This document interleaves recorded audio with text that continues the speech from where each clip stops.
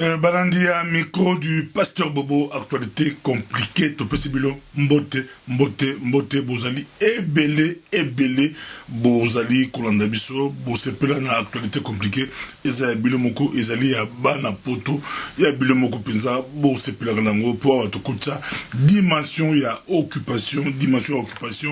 Oyo, Batubele, Balobelakamote, la classe politique congolaise, surtout la classe politique congolaise, Aïbiango, mais à l'Obelakamote, Bakinoa, Aïbiango, mais de plus en plus Banakin, Bakomi Kolobelango, occupation Yango de Trobaki, Basalango, Nange, Basana, Bépé Mugabe, Basali coup de terre, Mugabe, mais ba maquillé, Yango, Bati Yango, ba fond de teint, Bati Yango, maquillage, ba rouge à lèvres, ba bon, si Yango bien, moi, au monde, et ça te bisopé. Bah Ougandais, bah Rwandais, bah Américains et les autres, bah occupant beaucoup la biso, bah dépêcher beaucoup la biso, mais na stratégie na bango maquillage ba pakola ngo maquillage occupation ko mona ngote nde ba congolais ba koma ko swana eza occupation te eza infiltration eza occupation eza annexion entre ba congolais ba ko swana biso comprendre kango to nous comprend parce que maquillage il y a comme maquillage mon gros maquillage ba ko longola ngo mo ba produit à démaquillage ba ko démaquiller ngo ba nous ba comprendre que congolais biso ezalaki occupé. Nansi, les autres, ils ont invité la biso, ils ont dit, pasteur Joël Saint, deux ans là, il y a Penza, Touambaye, Lelo, Mbote, pasteur Joël. Mbote, pasteur Bobo. Nansi, invité spécial, il y a l'autre, ils ont dit, 3 ans là, l'autre, bah, toujours, Oyoki, Moutou Passi, Omeli d'Afalgan, Moutou Eleki Passi, Omeli Nerofen, mais Keba, Balabi Keba, Omela Valio Mete, Obosala, Masolo, Yambokola, Congo is your country, Congo is my country. Do not let someone else do this something for you. You can do it. Pote Congo, Ezali, Mboka na yo, Basango Yambokola Biso. Bali mikolo Museveni na Kagame eza opesi mbo aboyi Museveni na dokanga ba journaliste mo ba dénoncer babaki complot mo ba dénoncer complot moko Museveni contre Kagame kengo de bango les alliances se font et se défont ba alliance et ce genre qui pouvait croire que na Genval tout ça là qui na ba Bruno Tshibala na Genval tout ça là qui na ba olenga ko la Genval awa ko ba opposant bango le lomba comme ngambo bususu bango wana moko simbi primature moko simbi asimbi sen ça mais baza ko bondisa ba rasop bali ko bondisa ba Félix Tshisekedi ba Moïse Katumbi et les autres bali ki sadi moko ba melaki place moko bazala ki op ma pantalon moko ba camarade mais ba kaboni les alliances se font et se défend ba bengi yango politique ezali politique qui pouvait croire que ba honorer Mbanda naba mettre ndala bako kabola bato bazalaki sani moko lutu moko les alliances se font et se défont na politique lelo Kagame na Museveni on dirait ezako pela est-ce que ba congolais bako profiter lango to de chacun bako risquer ba utiliser ba congolais au base balandangulu makambo et puis ça va passer Kabundu secrétaire général il y a eu de presse à la Kanda à Sili qui pensa à la Kanda pote à Kanda qui a un avion pour aller à Espagne na ba international ba socialiste babeng ce qui est mais ba boya bima ba kangi ba tous les passeports à la Kanda ya ko sanate côté à majorité baza ko minimiser yango côté les balabi pourquoi pourquoi Kabundu babi ba par exemple quand ba Genval tout tika ba bagna Genval bagna il décoré tout tika bango bagna Genval ba conclusion ba corps ba personne pas Didier Renders s'occuper bon monter pourquoi Kabundu ba compliqué bobo sanate ndungu mo zo bi madja ndungu ba fake news ba vraie fausse nouvelle et bien que Kabundu qui approche la majorité approche Kabundu pour ba ça est primature ya wongala ki yango a rejeter ki yango Bruno Tshibala pe ba prochaka ye peut awongala ki yango Bruno Tshibala pe ba kanga l'aéroport mon coïncidence Bruno Tshibala kanga l'aéroport nga voyager à Poto ba kanga l'aéroport yeko ta kotaka makala Kabundu ba boto ka passeport a kotaka makala ou prison ou puis mais zokande kunande bakene ko approcher bas sur la proposition pour Akuma premier ministre Makaboyo. Et ça très compliqué Makamboya Congo. UDPS déjà Bakaba Kota la Kaboun na ba lunette. UDPS à toi sur ce côté des réseaux sociaux côté na ba leader rebelle à UDPS mingi na bango ba comment qu'on soit distance na UDPS na Kaboun d'autres ba le pays à ça Félix Tshisekedi Bakal d'autres disent que il pas comme ba ambition pour avoir et bon on a place il y a Etienne Tshisekedi wa Mulumba parce que après Tshisekedi il y a dans la secrétaire général à parti officiellement il y a dans la leader il y a parti moi mon boulot ezali mais majorité kangi c'est ça ba théâtre tous est solo donc même la côté de plus bazo tala ngla bokebi basi ba fongoli misu moi mobali apola kambula mbalami balete so poli ya liboso ya mi baleja esengo yeba loboko ya poche ya zoba bada yiba kata deux fois à comprendre ba comme un peu prudent donc Kabunda a eu problème na niveau UDPS baza très prudent bali kolondelango ça peut aussi être ba jouer à majorité so ba cibler pour la bango ba cibler pour ba ko sa netiba kangaye ba bimuseni vrai opposant ba kangaye après beaucoup so kaka bango ba négocier na pour ba dila ko négocier na kata prison makambo eza très compliqué ça actualité compliqué mais Tomoli Kabunda Siliki Makasi a Siliki présent ndenge ba empêcher baboyi nini pourquoi bazobanga nini les amours ba question trop se poser la bandako bon peut que se poser mais biso na actualité compliquée to bibisika ke Bonoti bala wa premier ministre il pas linga voyager à cela cadre il y a eu des plus cadre rassemblement boya kaya bima mais je vais jouer à pouvoir boya bima zo ba kangié ba ko coopérer ba ko négocier na ye de lo yewala azwa primature est-ce conflit aux gens a eu des personnes ba Kabound Claire Kabound na Claire Félix ça par hasard tout ça ba ta majorité ba ko pepa mon pépé ba li ko pas mon peuple. Oh, il y a actualité compliquée. Tout le monde a cette petite actualité, mais tu peux ça n'importe quoi. Quand tu sais bien que plus de personnes qui opposent conseil, Batika Okima, ta majorité, Botier les 28, Bango Bati, Bilo Okima les 30. Attends, vous pouvez faire argument la bilan, mais il y a actualité compliquée, tout le monde toujours au délai, ma solo. Tu as l'eau, quand Maramutoloba qui y a eu Kokusemi, ta majorité, ta majorité, groupe monsieur majorité, 5 pika les 30. Tout le monde est avant. Pourquoi tu te penses qu'il te lit? Et ça, je sais la marche. Je vais dire que la route, la roue, il y a cicaté. Tu es d'accord, na ba SIDT, na ba Martin Fayou, parce que il y a la route. Na Égypte, la place Tahrir, la place Tahrir. Moubarak. Dans les plats na bien la zoba bispo na zoba taxi na bien très bien d'Égypte Moubarak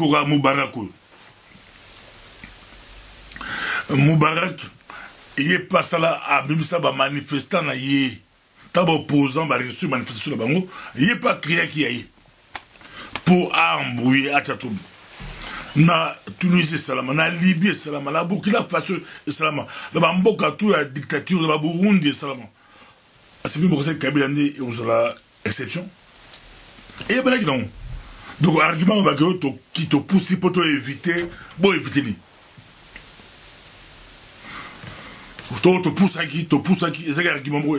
tenir le micro du pasteur Bobo, tout ce qui courage, tout le bango. Même si, presse, monsieur Baloba qui a monté, bon, on les a bango. Mais, tout ça qui analyse et plus ça qui est correct, et ça qui est juste. Pour bader monsieur badinga bao katam c'est RFI le bien c'est BBC le bien on les a RFI on les a BBC on les a CNN mais on a micro du pasteur Beau tout ça et le correct bon moni Kabila yemo basengi le 28 nanko ba on la canaille et puis basengi sur le 30 même si opposition a vu à bon toucher le 5 décembre bata Kabila ba on l'appelle le 5 décembre. C'était facile, il y a tout qui présente opposant la biso, basa la makasi, ba organiser, ce boché date na bilo, ba organiser yango, et cause la malamu, ba organiser yango, et cause la malamu, na nengemoko, ya ko sakalate, oizali, micro du pasteur Bobo, en tout cas, bosé belé, bolanda kabiso doko, fara, on est vous allez 30, et vous allez au Pessimbois, Mboa, boyi côté moko na parlement obe mina kuye pe ba osala ba tracasserie ba kutona ki na côté des fleuves ba kutona ki na ba connaît nanga o azali président ya seni mais bazo kutana ba nanga bazo kutana ba obe mina ku je peux pas si obe mina kuye azomi mona net mo bul président majorité parce que ye azo mi mona net ya ozala dauphin ya Kabila azo bongusa cravate na ye azo bongusa costume na ye aza sûr que yende akozala dauphin ya Kabila po bango ba yebi ke Kabila eza difficile à cha candidature eza difficile Kabila ba coincer obe mina koza moko ya ba favori eza ba fake news mais ça ba fausse rumeur ba vrai fausse rumeur parce que déjà ba bruit bima combo ya mina ko trama même ba presse be obolinga kala ba RFI les autres ba sur l'Afrique combo ya mina ko se bo ba des soirs combo ya mina ko se bima déjà que aza parmi ba dauphin ya Kabila na ba liste ba dauphin ya Kabila o Kabila lo bagato e bimagate mais mina ko aza un peu parmi ba dauphin aza ko loga misa mutu raconte bango na nanga etie mobulu na hôtel du fleuve italie ki nanga wana aza mutu ya Kabila azo luka a fait passer ba loi na ye loi électorale ba lekisa yango mais azo ko s'afficher na batu ya majorité et je peux ça passe même la cas majorité ba ko boudé ba yo zo bima toujours déjà problème na vice-président na yo zo bima ta ba to mona ba photo et ko la Sony pour la biso et ko la mobulu pour la biso makambo et puis ça va passer papa wa Roma a sala ki prière pour la mboka la biso ko ba sala ki prière na Swahili ba abonder pour la sud Soudan et puis pour la Congo ba viol ya basi kokufa ya basi asala ki prière pour na mboka na biso Congo mais présence ya pape et ben ça a toujours biso et ben ça a biso makasi pour te Kabila avant à glisser à 2017 à kendaki na Roma et pas ya papa wa Roma après tout mon qui c'est un ko ayaki mangbasola to bagate de le sala ki Kabila a glissa ko kende Kabila ezali clarté. Didier Renders le 27, un jour avant marche ya PPRD, Didier Renders a Kinshasa, Mikolo Didier Renders na Kabila, Bazo Kanate, depuis que Didier Renders a Bouddha, nomination, il y a Bruno Tibala, Kabila Kangla et Kanda au Santé, Bobo Santé, Didier Renders na le Baka, il a eu fraude, oui, mais l'ordre d'arrivée, échangeaté, et puis ça, opposant Kanda Kobanda la Tshisekedi de tiza opposant son et puis ça bon Kanda maloba Didier Renders mais kota moi conflit tout bien un conflit ndako conflit à lokuta conflit Didier Renders na Kabila na ONU na New York Kabila boye ko pese mbote ko yambaye Kabila yamba premier ministre belge moko ayamba Charles Michel mon lui Michel Kabila yamba yemoko alingete Didier Renders apusala yona azako kenda Kinshasa bako fungola ambassade da bango ambassade ya kafu